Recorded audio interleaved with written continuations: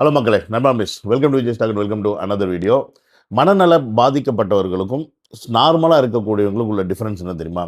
இப்போ நார்மலாக இருக்கவங்க லைஃப்பில் ஏதாவது ஒரு விஷயம் நடந்துச்சுன்னு வச்சுக்கோங்களேன், அதை வந்து ஒரு கட்டத்துக்கு மேலே அவங்க அக்செப்ட் பண்ணிப்பாங்க. அதை வந்து அவங்க ஏற்றுக்கவே முடியாத ஒரு சுச்சுவேஷனாக இருந்தால் கூட அக்செப்ட் பண்ணிப்பாங்க. அது நல்லதோ கெட்டதோ. ஆனால் இதே வந்து மனநல பாதிக்கப்பட்டவர்கள் எப்படின்னா, அவங்களுடைய விஷயத்த அவங்க அக்செப்டே பண்ணிக்க மாட்டாங்க. அவங்க வந்து வேறு உலகத்தில் இருப்பாங்க.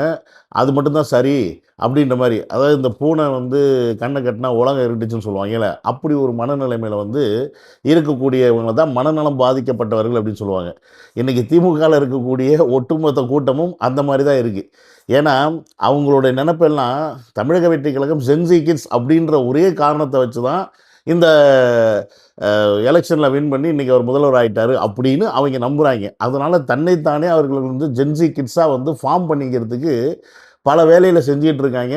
ஆனால் ஜென்சி கிட்ஸுன்றது வந்து இங்கே காரணம் இல்லைடா, மக்கள் தேர்ந்தெடுத்தாங்களா அப்படின்றது வந்து இன்னி வரைக்கும் அவங்களால ஏற்றுக்கவே முடியல. ஒரு மனநல பாதிக்கப்பட்ட கூட்டமாகவே அந்த கூட்டம் சுற்றிக்கிட்டு இருக்கு.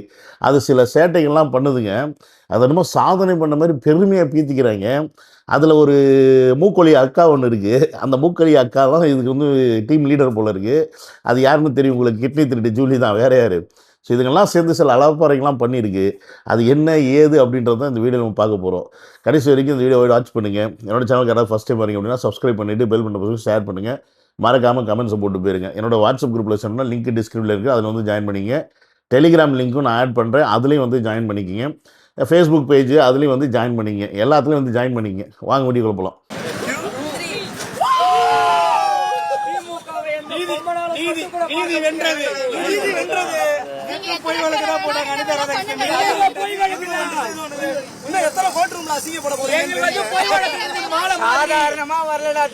இந்த சீனை பார்த்துட்டு இருக்கீங்களா? என்னதான் நம்ம தலைவர் வந்து சட்டசபையில் செஞ்சுட்டாராம். இவங்களுக்கு என்ன பண்ணுறதுனே தெரியல. உங்கள் அப்பன் செஞ்சதை தானே நாங்கள் வந்து திருப்பி செஞ்ச சட்டசபையில். அவர் சட்டை கிழிஞ்சு போகும்போதெல்லாம் பெருமையாக பீத்திக்கிட்டு இருந்தீங்க. ஸ்டாலின் அவர்கள் சட்டை கிழிஞ்சு சட்டசபையில் போகும்போது சட்டசபையிலேருந்து சட்டை கிழிஞ்சு போகிறது தான் ஒரு தலைவரோட பண்பா? அழகா சட்டசபை நடத்துகிறதே எதுக்கு? மக்களுக்கு தான். ஆனால் இவங்க போய் சண்டை போட்டு சட்டையை கிழிச்சிக்கிட்டு தெரியுறது பெருமையாக நினச்சிக்கிட்டு இருக்க ஒரு பைத்தியக்கார கூட்டம் அப்படின்றது இதுலேருந்தே தெரியுது. அங்கே ஒரே ஒரு முடிதல் செஞ்சு விட்டார். இவங்க திருப்பி செஞ்சு ஸ்டாலின் அவர்கள் தோற்று போனதை வெறுப்பேற்றுறாங்கன்றதை இவங்களுக்கே புரிய மாட்டேங்குது. எதுக்காக அவர் சொன்னார் தலைவர் சட்டசபையில்? அப்பாவை காணோம், எங்கப்பா அப்பாவை தேடுறோம். ஏன்னா அவர் தோத்துட்டார். கொளத்தூரில் தோற்று போய் எம்எல்ஏ கூட இல்லாமல் இன்றைக்கி வீட்டில் இருக்கிறாரு.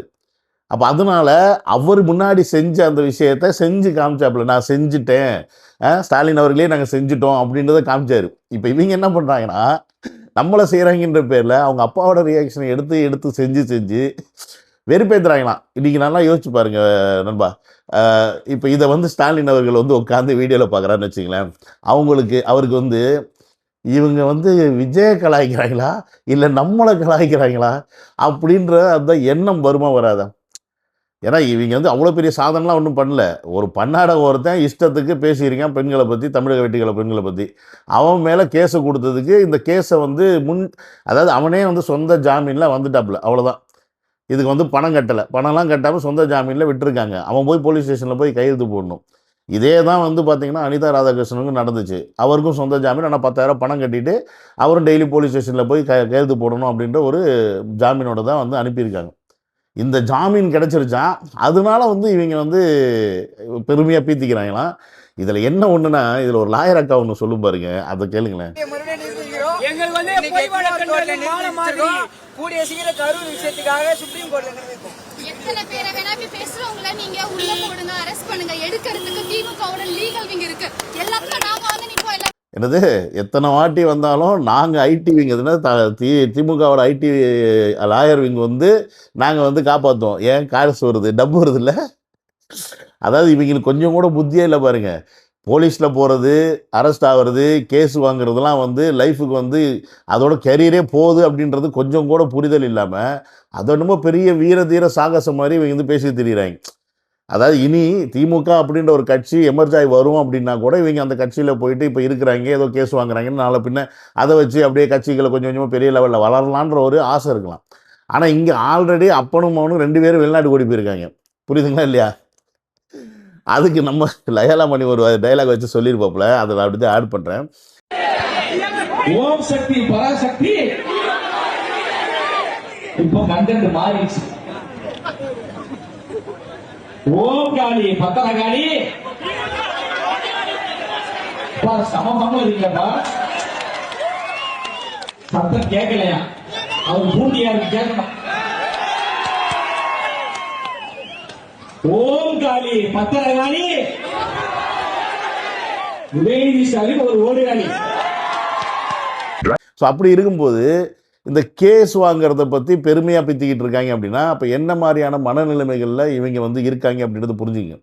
அதில் வந்து இவங்க ஜென்சி கிட்ஸ்ன்னு சொல்லிக்கிறாங்க, ஆனால் ஒருத்தன் கூட அதில் ஜென்சி கிட்ஸ் மாதிரி தெரியல, ஆனால் இருக்கிறாங்க. அதுக்குள்ள ஒரு 3 பேர் வந்து மீசை முளைக்காத 3 பேரை மட்டும் வச்சுக்கிட்டு அந்த 3 பேர் பேசின டைலாக் பார்த்தீங்களா? டேய் திமுக வீழாது ஆளாது, டேய் என்னங்கடா டேய்.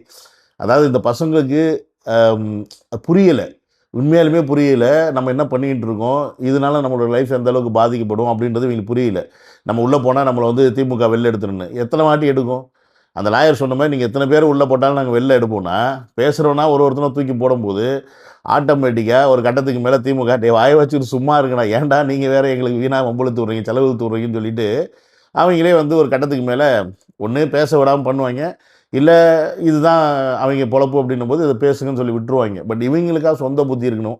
அந்த புத்தி இல்லாதனால தான் சொன்னேன் இவங்கெல்லாம் மனநல பாதிக்கப்பட்ட குன்றுகள் அப்படின்னு. ஜென்சி டிவிக்கு பின்னாடி இருக்கு அப்படின்னு சொல்றது ஒரு போங்காட்டம். ஜென்சி டிஎம்கே பின்னாடியும் ஈக்குவலா இருக்கு அப்படிங்கிறதுக்கான ப்ரூஃப் இது.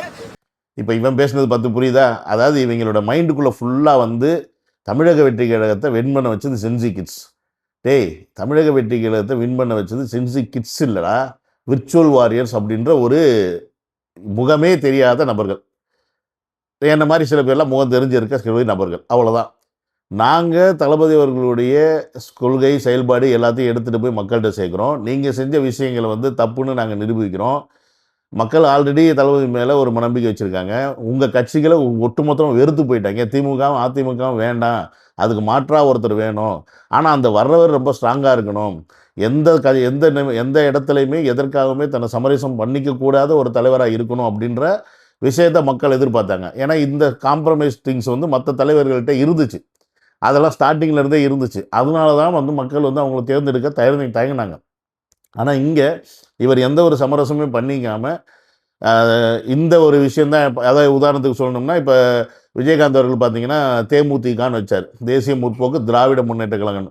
அப்போ இங்கே தமிழருக்கான ஒரு கட்சியாக தமிழக வெற்றி கழகம்னு பேரை வச்சு, ஆனாலும் இந்த மண் வந்து தமிழையும் சரி திராவிடத்தையும் சரி இரு கண்களாக பார்க்கறதுனால என்னுடைய அரசியல் எல்லாருக்குமானதுன்றது பொதுவான அரசியல் எடுத்து வச்சு பேசி அவர் வந்தனாலையும், அவர் ஆல்ரெடி 30 வருஷமாக திரைத்துறையில் இருந்து கடந்த ஒரு 10 வருடமாக தன்னுடைய படங்கள் மூலிமா நான் எதற்காக அரசியலுக்கு வரேன், நான் வந்தால் மக்களுக்கு என்ன செய்வேன் அப்படின்றத தன்னுடைய படங்கள் மூலிமா அவர் ஒவ்வொன்றா ஒவ்வொரு படத்துலையும் வந்து பேசி பேசி பேசி வந்து அதெல்லாம் மக்களுக்கு பிடிச்சி போய் தான் இன்றைக்கி மக்கள் அவரை தேர்ந்தெடுத்திருக்காங்க.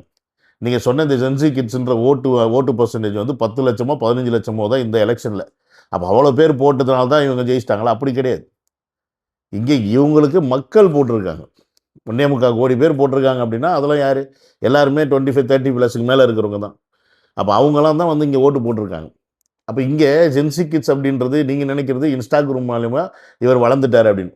இது என்ன ஒரு விஜய் அவர்களுக்கு வந்து இந்த 1 வருஷத்தில் வந்த மோகமா? அவர் அரசியலுக்கு வந்து இந்த 1 வருஷத்தில் இந்த மோகமா? அவர் அரசியலுக்குள்ள வந்தோன்னே அப்படியே அக்செப்ட் பண்ணிக்கிட்டாங்க மக்கள்.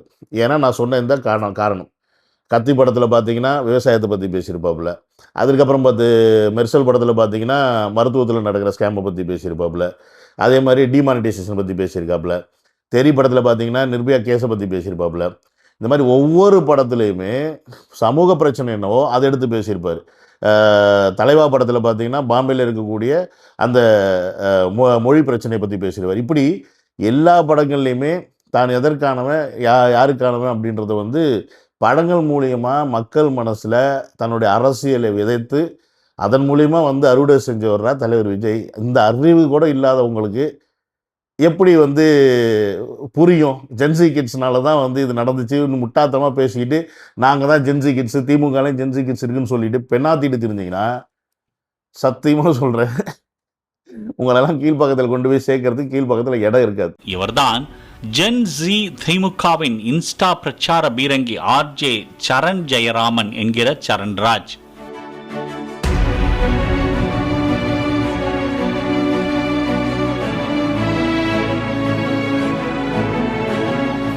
ஆர்ஜே சரண் ஜெயராமன் வாயை திறந்து இன்ஸ்டாவில் ரீல்ஸ் பதிவிட்டால் சாமானிய குடும்பத்து பெண்கள் மட்டுமல்ல, சராசரி ஆண்கள் கூட காது கொடுத்து கேட்க இயலாத அளவுக்கு துடப்பக்கட்டை என்று ஆரம்பித்து அநாகரிகமான 4ஆம் தர பேச்சாளர் போன்று அருவெருப்பாக பேசுவார் என்று தாவேகா மகளிர் அணியினரால் புகாருக்குள்ளானார் சரண் ஜெயராமன்.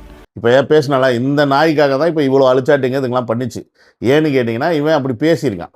ரொம்ப பெண்களை தொடப்பக்கட்டை அது இதுன்னு சொல்லி பேசி இந்த மாதிரி செஞ்சனால தான் இவன் மேலே பெண்கள் கேஸ் கொடுத்தனால அந்த கேஸை போய் இவங்க இப்போ ஒன்றும் இல்லாமல் பண்ணிட்டு வந்திருக்காங்கன்னு சொல்லிட்டு அங்கே இருக்க பெண்களே குதிகலிக்கிட்டிங்கன்னா அப்போ இதுங்களாம் என்ன மாதிரியான கேட்டகரியில் இருக்கக்கூடிய பெண்களாக இருக்குங்க? அவன் பேசுறது பெண்கள், அது நீ திமுகவாரு அதிமுகவாரு இல்லை நான் தமிழர் யாரா வேணாரு, ஆனால் அவன் அசிங்கப்படுத்துறது பெண்கள். அதில் தமிழக வெற்றி கழக பெண்கள் மட்டும் பெண்கள், மற்ற அதெல்லாம் வேற, இவங்க இந்த பெண்கள்லாம் வேறையா? எல்லாருமே பெண்கள் தானே. பெண்களுக்கு ஒன்றுனா எல்லாரும் ஒன்றா சேர்ந்து நின்னா தானே பெண், அதுக்கு பேர் தானே பெண் சமூகம், பெண் என்ன பெண் உரிமை. அப்புறம் இந்த ஃபெமினிசம் பேசக்கூடிய பெண்கள் எங்கே போகிறீங்க? எல்லாம் மாதர் சங்கங்கள் எங்கே போனீங்க? வரணும், ஆனால் வரமாட்டாங்க. என்னை பொறுத்த வரைக்கும் இவனை போகிற ஆட்களுக்கு பெயிலே கொடுக்கக்கூடாது. இவன் இந்த மாதிரி பேசுகிறதுக்கு பெயிலே கொடுக்கக்கூடாது. இல்லை பெயிலே கொடுத்தாலும் ஒரு 5 லட்சம் 10 லட்சம் ஃபைனை போட்டோம்னா வாயை பொத்திட்டு இருப்பாங்க. ஆனாலும் இப்போ வாயை பொத்திட்டு தான் இருப்பாங்க. ஏன்னா இவங்களுக்கு தெரியும், அரெஸ்ட் ஆகி ஒன்ஸ் போயிட்டு நம்ம மேலே கேஸ் வாங்கிட்டா அப்படின்னா இனி அவங்க பேச மாட்டாங்க பெருசாக. நீங்கள் அனிதா ராதாகிருஷ்ணன் நீ பேசுவார்னு நினைக்கிறீங்க? 2 மாதமாக பேசுன்னு இல்லை, இனி பேசணும்லையா? எம்எல்ஏ தானே பேசினாப்லையா? ஏன்னா அவருடைய லாயரே அப்போ அவர் ரொம்ப தப்பாக தான் பேசிட்டாருன்னு சொல்லி ஜட்ஜு முன்னாடி சொல்கிறாரு. அப்போ இனி பேசுவாருன்னா பேச மாட்டாப்புல. பேசினா என்ன ஆகும்னு தெரியும். அப்போ அதே தான் இந்த பையனுக்கும். ஆனால் இனி இந்த பக்கத்தில் இருக்கிற வண்டு சிந்துங்களாம் என்ன பண்ணுங்க, இன்றைக்கி இதுக்கு குழுதலிக்கு பேசுங்களேன், நாளைக்கு எவனா ஒருத்தன் பேசுவான், நான் உதயன் நான் தம்பிடா அப்படின்னு ஒருத்தன் பேசுவான்.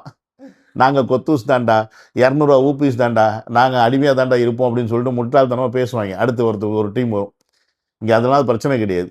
இங்கே ஒரு சிஎம் அவர்களை அவதூறாக பேசுகிறதோ இல்லை பெண்களை அவதூறாக பேசினா அதற்கான நடவடிக்கை எடுக்கப்படும் அப்படின்றத இங்கே மக்களுக்கு எடுத்துரைக்கிறாங்க. இதுவே மிகப்பெரிய விஷயம். அப்போ இது ஒரு பயத்தை கண்டிப்பாக உண்டு பண்ணும். இந்த மாதிரி லூசத்தனமாக பேசிட்டு திரியவங்களுக்கெல்லாம் தலைமையில் 2 தட்டி வீட்டில் உட்கார வைக்கிறதுக்கான வழியை செய்யும் அப்படின்றத மாட்டுக்கிறதே கிடையாது. அதாவது இவங்க எல்லாத்தையும் பேச விட்டுவிட்டு முக்கியமான 2 நபர் ஆளை காணப்பா. ஒருத்தர் இங்கிட்டு இருக்காரு துபாயில், அப்பா லண்டன் போயிருக்காருங்க. ஏன்னா சுவிஸ் வங்கியில் இருக்க காசெல்லாம் மாற்ற போயிருக்காங்கன்ற மாதிரி ஒரு விஷயம் பரவிக்கிட்டு இருக்கு. இதில் எது உண்மை எது பொய்ன்னு நமக்கு தெரியல. ஏன்னா நம்ம கிடுக்கிப்பிடித்தனமாக எல்லாரையும் இடத்துல ரைடு விட்டு தலைவர் வேறு லெவல் சம்பவம் பண்ணிகிட்டு இருக்காரு. உள்ளுக்குள்ளே பயம் கொஞ்சம் வர ஆரம்பிச்சிருச்சு. எங்கேயும் நாளைக்கு நம்ம இடத்துல கொண்டாந்து கை வச்சுருவாரு. ஏன்னா இவர் இப்போ எம்எல்ஏவும் கிடையாது. ஏன்னா ஸ்டாலின் அவர்கள் இப்போ நம்மளை மாதிரி சாதாரண ஒருத்தர், அவ்வளோதான். அவர் எம்எல்ஏ கிடையாது, மினிஸ்ட்ரி கிடையாது, அவருக்கு எந்த ஒரு அதிகாரமும் கிடையாது. அவர் திமுக கட்சியோட தலைவராக இருக்கலாம், ஆனால் எந்த ஒரு அதிகாரமும் இல்லாத சாதாரண நபர். அதனால் அவருக்கு உள்ளுக்குள்ளே பயம் வந்திருக்கும் கண்டிப்பாக, ஏதாவது ஒன்று செஞ்சுருவாங்களேன்னு. அதனால தான் இவங்க போன இந்த விஷயத்தை பெரிய லெவலில் பேச விடாமல் இந்த மாதிரி சில்லற பசங்களை வச்சு பேச விட்டு, அதாவது நம்மளை டென்ஷன் ஏற்றுறாங்களாம். நம்ம இவங்களை பற்றி மட்டும்தான் பேசணும், இவங்க என்ன பண்ணிட்டு இருக்காங்கன்றதை பற்றி பேசக்கூடாது அப்படின்றதுக்காக. ஆனால் சம்டைம்ஸ் நம்மளும் இவங்களை பற்றி தான் பேச வேண்டியது இருக்கு. ஏன்னா பைத்தியக்காரத்தெல்லாம் பண்ணுறாங்களே, அதை பற்றி பேசினா நீங்களும் பார்க்குறீங்களே, அதுக்காக நம்ம பேச வேண்டியதாக இருக்குது. ஆனால் இந்த மாதிரி சில திரைமறைவு வேலைகள் நடந்துக்கிட்டு இருக்கு. திமுககாரன் அவன் பணத்தை பதுக்கிறதுக்கான வேலையை ஸ்டார்ட் பண்ணிட்டான் அப்படின்றதுல மாட்டுக்கிறது கிடையாது. ஸோ உஷாராக இருங்கப்பா அப்படின்றத நம்ம அவங்கள்ட்ட சொல்லிக்கிறோம். ஏன்னா அப்புறம் தூக்கி வச்சு லாடம் கட்டும் போது குத்துதே குறையுதே, நாங்கள் பேச்சுரிமை இல்லையா, எங்களை பேச மாட்டீங்களான்னு புலம்பி போய் யூஸ் இல்லை. இப்படி அப்பாவும் மகனும் ஓடி வந்ததுக்கு நான் சொல்கிறத விட நம்ம லோயலா மணி ஒன்று சொல்லியிருப்பாரு. அது என்னன்றதை பஞ்சா வச்சுட்டு இந்த வீடியோ நான் முடிச்சுக்கிறேன். See you on another video. Love you all. Take care. Bye bye. ஓம் சக்தி பராசக்தி இப்போ கண்டென்ட் மாறிடுச்சு. ஓம் காளி பத்திரகாளி சமமா இருக்கா, சத்தம் கேட்கலையா? அவர் பூண்டியாருக்கு கேட்கணும். ஓம் காளி பத்திரகாளி உதயநிதி ஸ்டாலின் ஒரு ஓடுகாளி.